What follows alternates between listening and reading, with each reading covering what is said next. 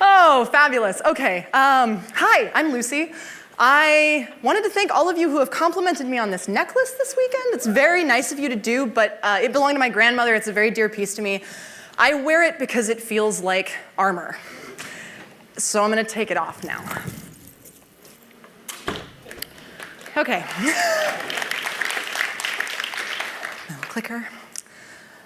So, content warning, I'm going to talk about numbers. I'm going to name some figures, and I know we all get kind of uncomfortable about that. I get really uncomfortable about that. That's why I've been losing it for months now, and I thought I would just warn you in case anyone's number sensitive. So, just so you know, we're going to backtrack. Hi, everybody. I'm Lucy. I'm Lou Bell Woo on Twitter. Please say hi. I would love to meet your smiling faces either in person or on the internet. And I like boats a lot. That's kind of my brand. I'm a cartoonist. I make comic books, comic boats.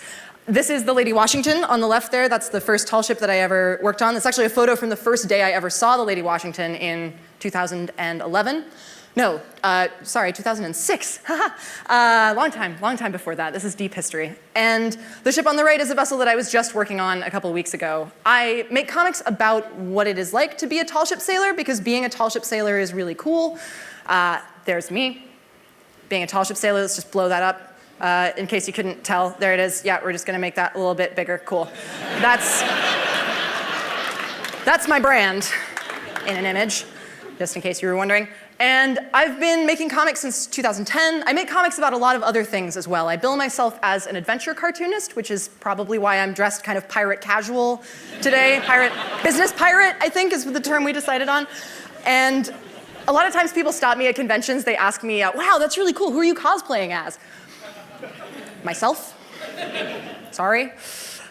So I wanted to tell you guys about this year specifically, but in the past I have gone out into the world and done things and made comics about doing things, like rafting through the Grand Canyon on an inflatable raft a couple times, or going into a sensory deprivation tank, or being on a tall ship. I like experiences. I like doing things in the world. This will become important later. But mostly I want to tell you that I have had the best year. It's been so good.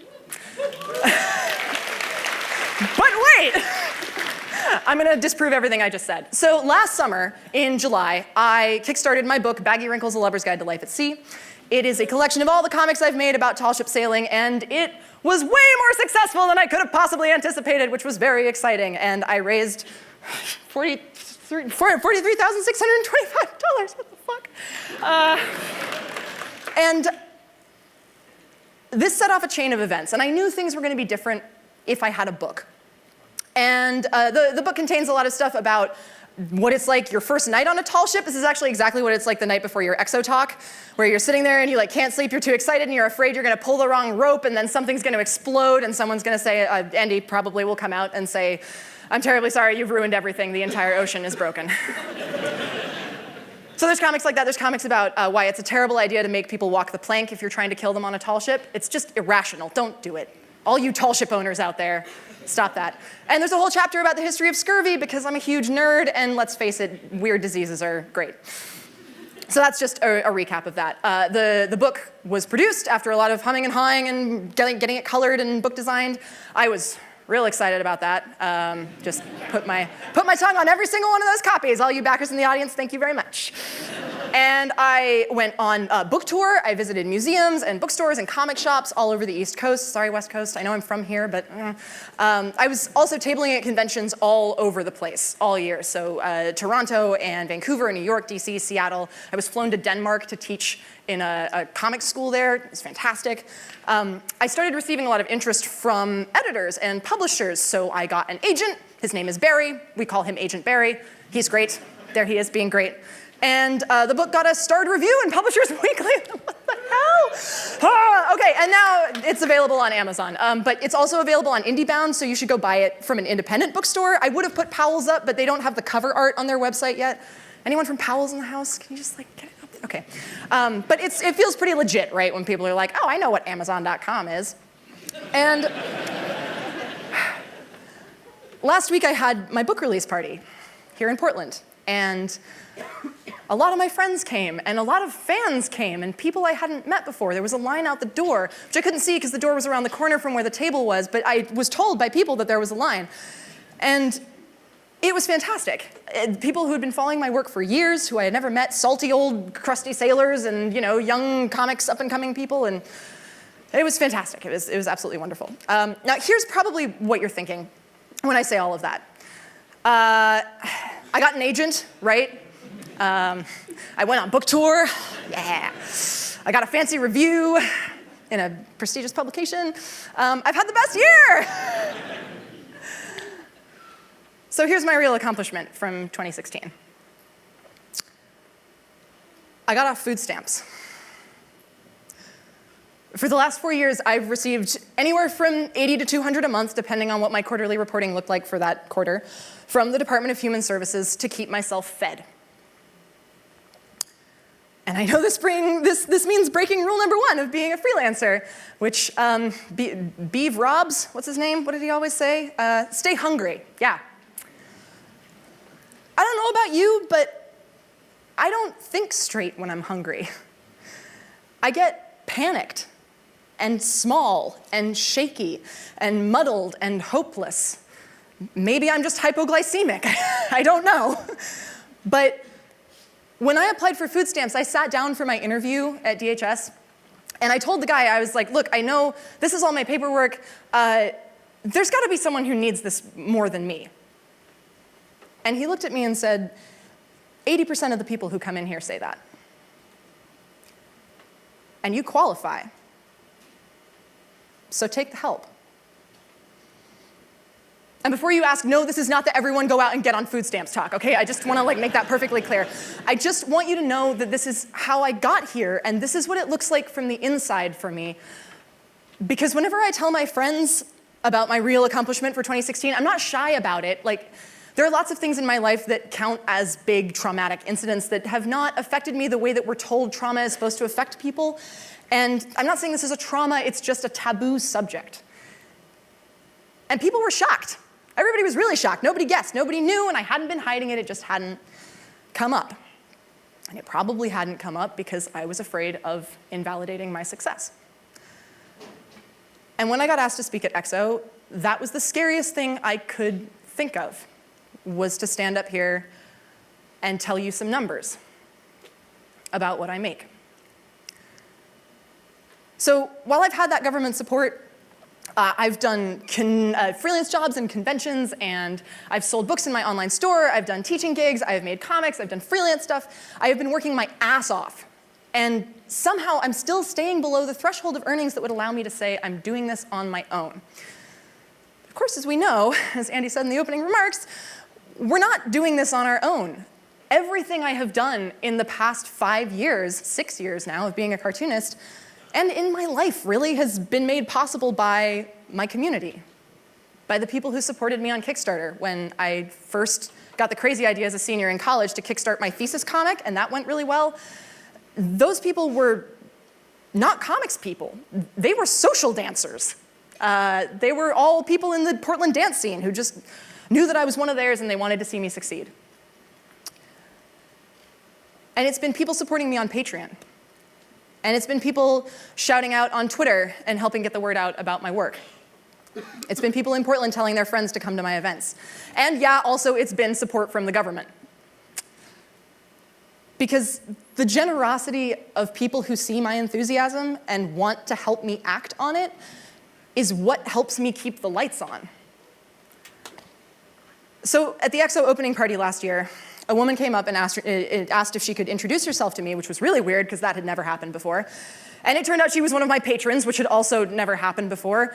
And it was the first time a stranger had recognized me, and it was very unnerving and cool. And as the conversation often does, it turned to talking about money. And I had made a blog post at the end of 2015, which was public, saying, I'm really happy because my goal in 2014 was to make more than I made in 2014 than I made in 2015. So over the course of 2014, I earned about $23,000. And over the course of 2015, I get that right, I earned about $27,000. And I was stoked on this. This felt like, sorry, Roderick, this felt like success to me. I was comfortable, I was making it. This is like, I'm doing it, I'm supporting myself.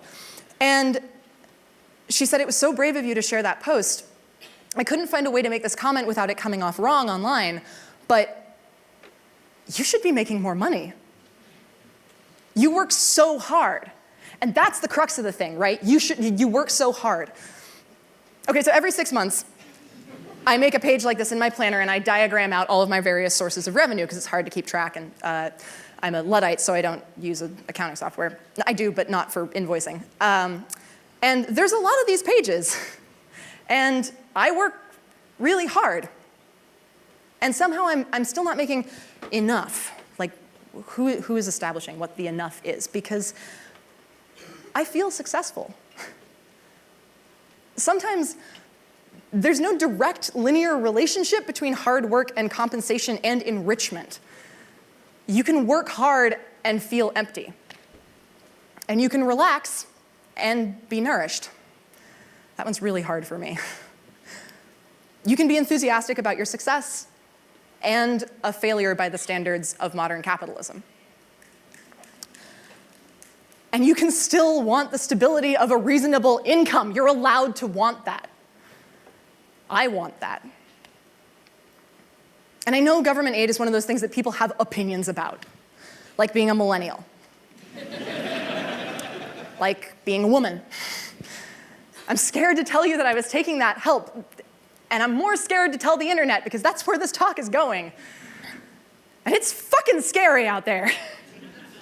When Talia said she had 5,000 Twitter followers when her stuff blew up, I was like, I have 5,000 Twitter followers. That means I could be next. So I two-step authenticated all of my accounts. And that was scary to have to sit and contemplate that maybe something would happen. First standing up here and wanting to be vulnerable with all of you and with the internet. And I don't want to give in to that. I don't want to shut down. But because my success doesn't always come with financial reward, even if the success feels genuine, I struggle to talk about it. There are different definitions of success, right? We often talk about being enriched. I recognize the irony of this image, but also the contradiction inherent in it is very important. So this is the definition of enrich, right? It can mean two things, and I think this definition cuts right to the heart of why I'm scared. Because here we have, it means it can improve or enhance the quality or value of, but also make someone wealthy or wealthier. If it's the same word, surely it should be able to do both things at the same time. Apparently not. And I've started to realize that in the last few years, really my whole life, I've been doing what my family taught me to do. So I'm going to give you guys a little biographical background information here. For those of you who don't know, my mother has worked as a script analyst my whole life. My dad, to the joy of every nerd I've ever befriended, wrote Highlander. That Highlander. I wish I had my phone so I could take a picture and send it to him. He would lose his shit. But they have both been creative freelancers my entire life. And they're both British. We have a house full of books. I had a very lovely and fantastic childhood that I'm very happy to have enjoyed. We didn't really grow hungry. I didn't feel like we were poor when I was growing up. And that's a movie you've heard of, right? Like, it was kind of a big deal. It's had like a TV series and a comic book series. And when you're young and stupid and you don't read your contracts, you don't see a cent of that. We get these delightfully insulting checks sometimes for $2.50 for foreign DVD rentals. And that's kind of it. So long story short, we were broke. I didn't know it until I got to college. And we had to fill out the FAFSA. And then I had to have a conversation with my parents that was like, oh, okay, we're in debt. We're really in debt. How did that happen? Also, what happens to that if you die really suddenly, just asking for a friend? And when I was having a conversation with my mom about it, she said, you know, here's the thing. You only get to experience Europe as a kid for the first time once. So we went. There's me and my dad in Stratford-on-Avon. And I had a great time.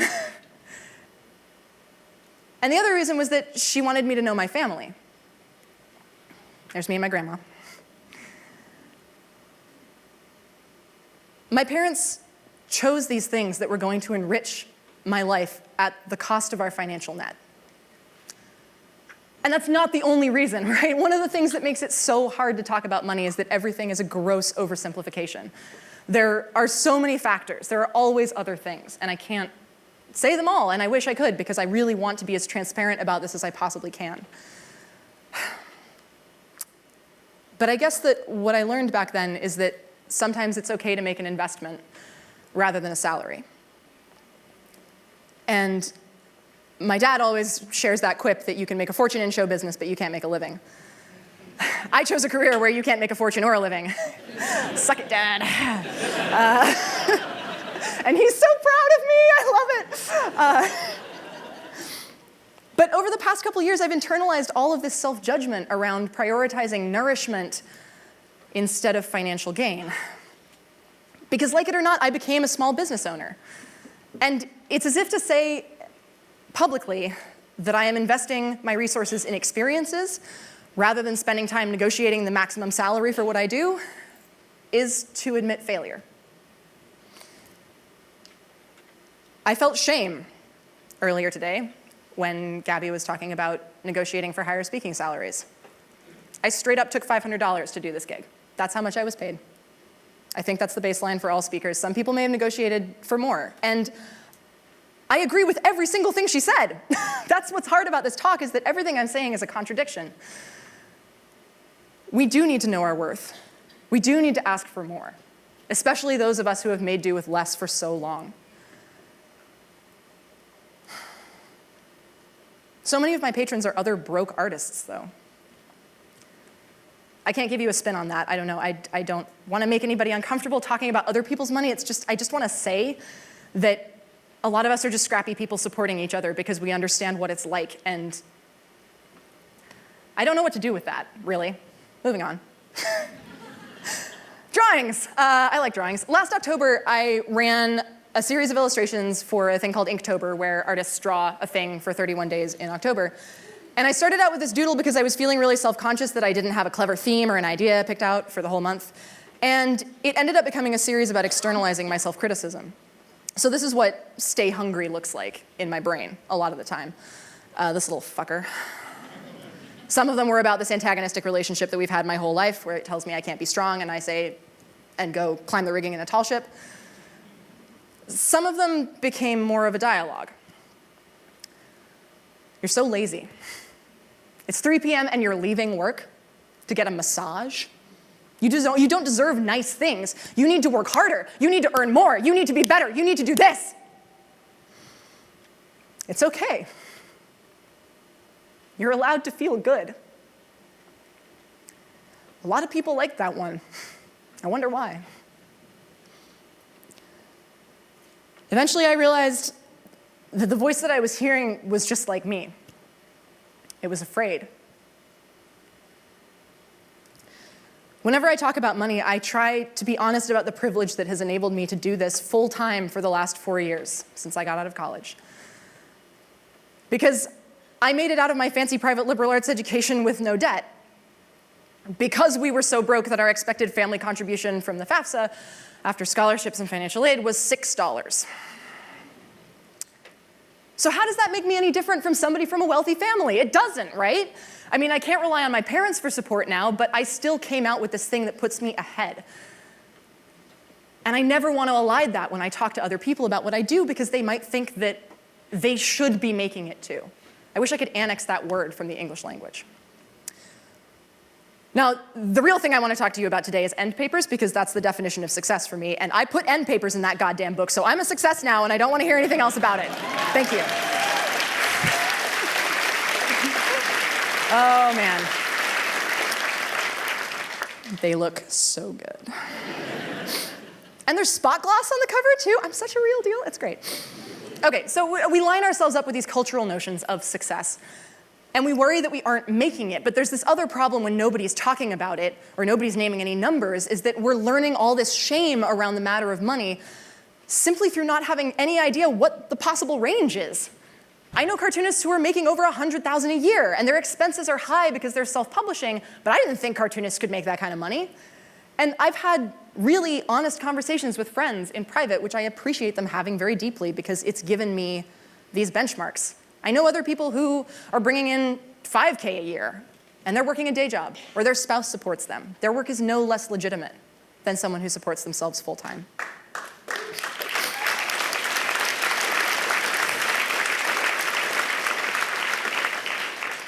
And there are people who have worked for 10 years and built a career the legitimate linear way that we're told that careers are supposed to work. That is also legitimate. It turns out all of these people are scared to talk about money. Even the successful ones, what? Okay. Because there's this thing that happens now that I say, hey, I got off food stamps, let's all feel really good about that. Because there's a chance that next year, after 4 years of earning more or less the same amount that I've been earning since I started doing this, which I was surprised, it hasn't actually really gone up aside from the Kickstarter year, but all of that went straight back into the book. My base earning is always around $25,000, even as I've gotten more successful. And my expenses are generally around 70% of that, just for reference.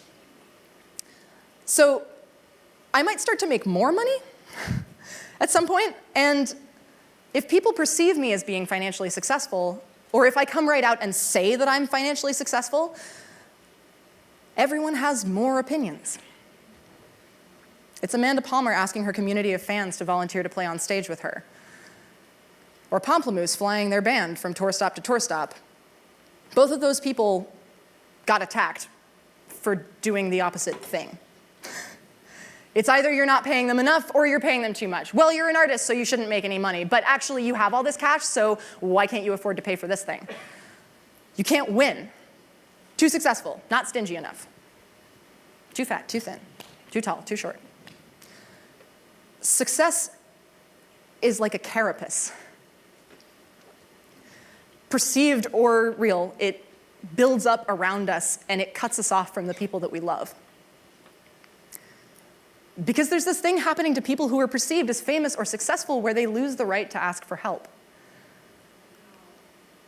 Because the internet has changed fame. Someone name recognized me at an art supply store in Boston. Boston! That's the other side of the country from here. Can you believe it? Time was if people had heard of you from that far away, you must have been a Rockefeller or a Carnegie or somebody with a lot of money, right? Who was doing a Works Progress Administration thing or whatever. I'm not so good on the history of rich people, but I'm pretty sure that celebrity used to work differently than the way it works now. The internet has changed a lot. Right? That's safe to say. That's my talk. The internet made things really different.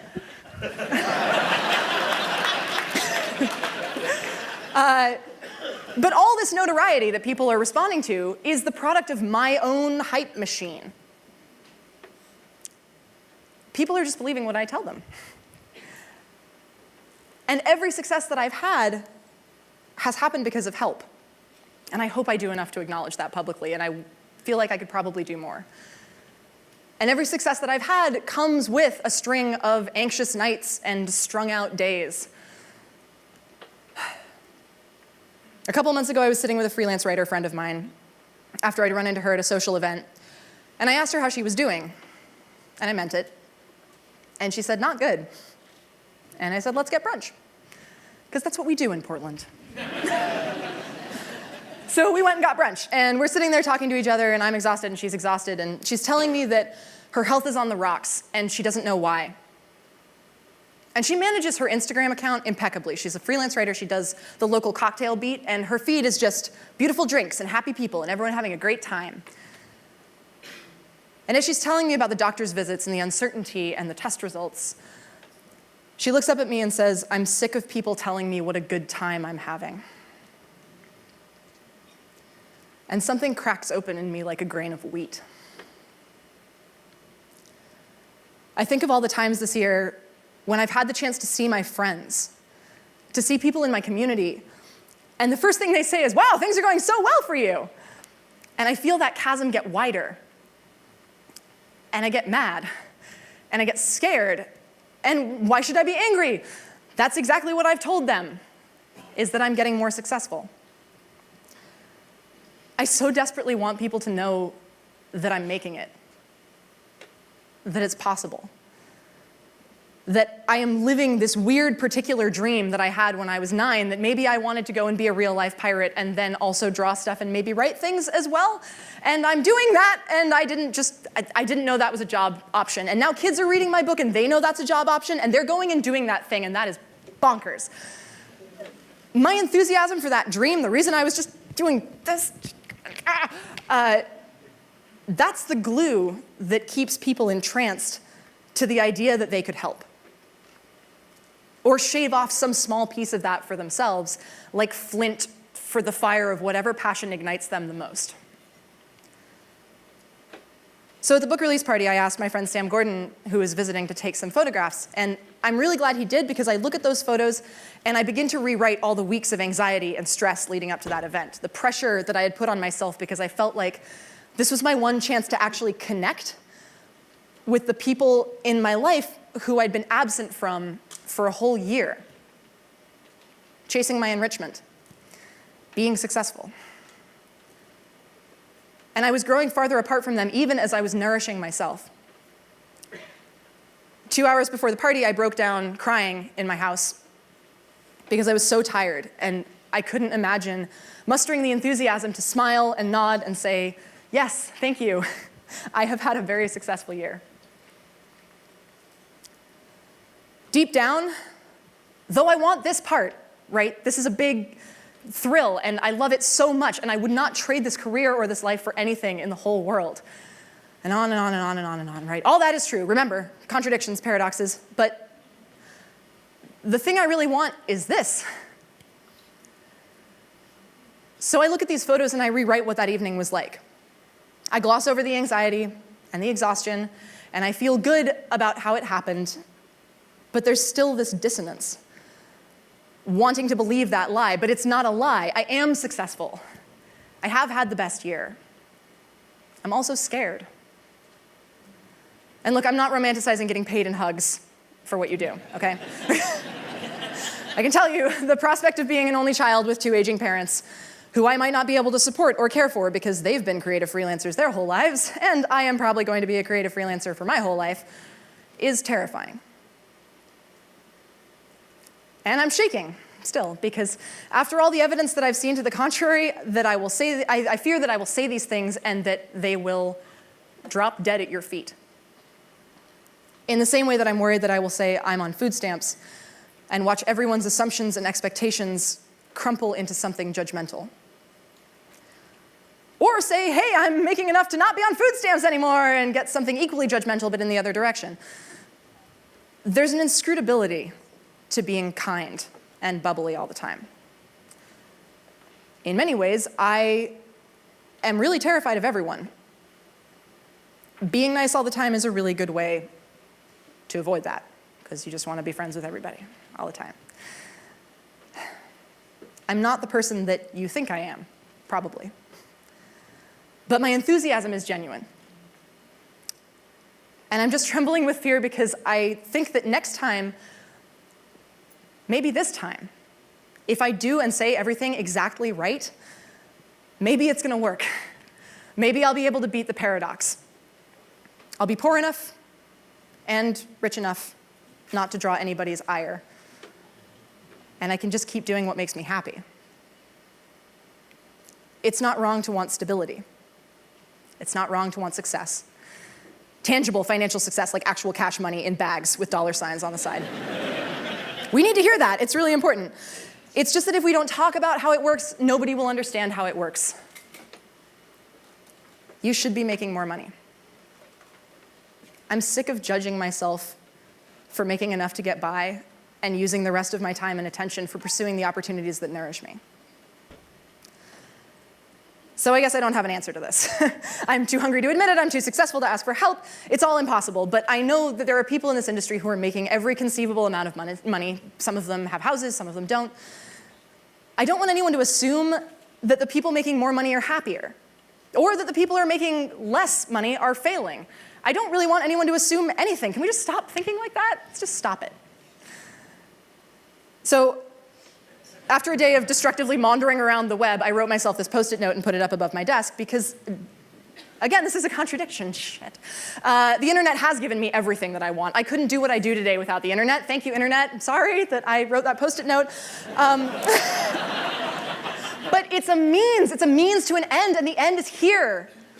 That sounded very apocalyptic. That's not what I meant. I will now activate the doomsday device. I hope you were not looking forward to day 2 of XOXO.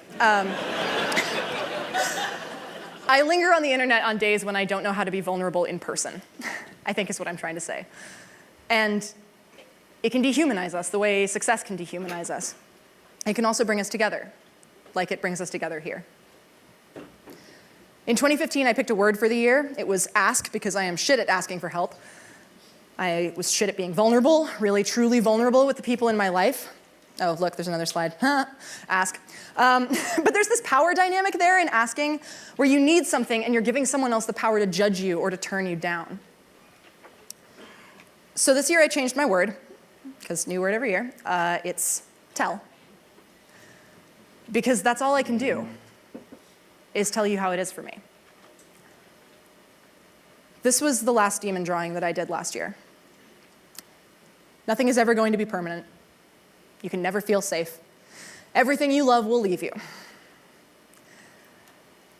And that was what was going through my head when I started crying. And then while I was crying, I drew this comic.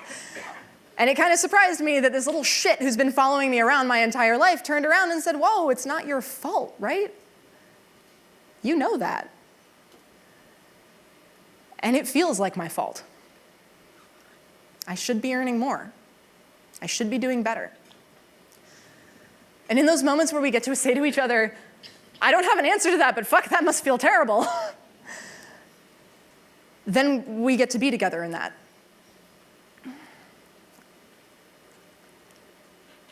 I wait until there's too much pressure, and then I crumple.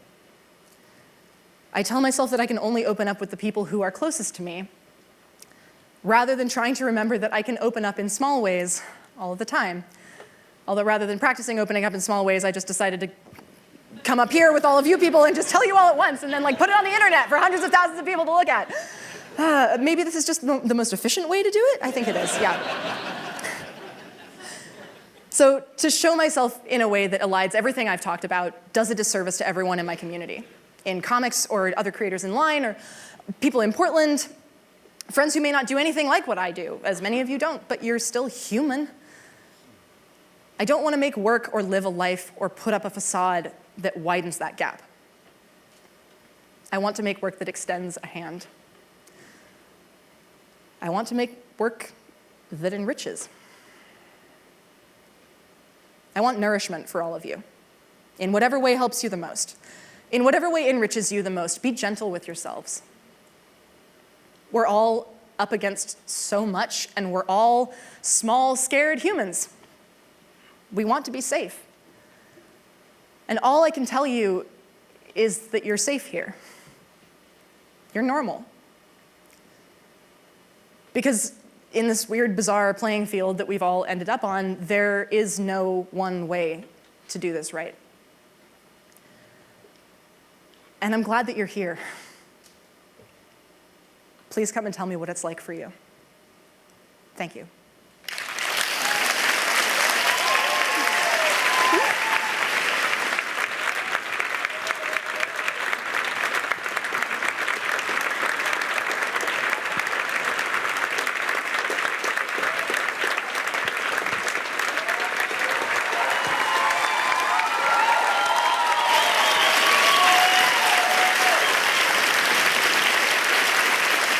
Lucy Bellwood.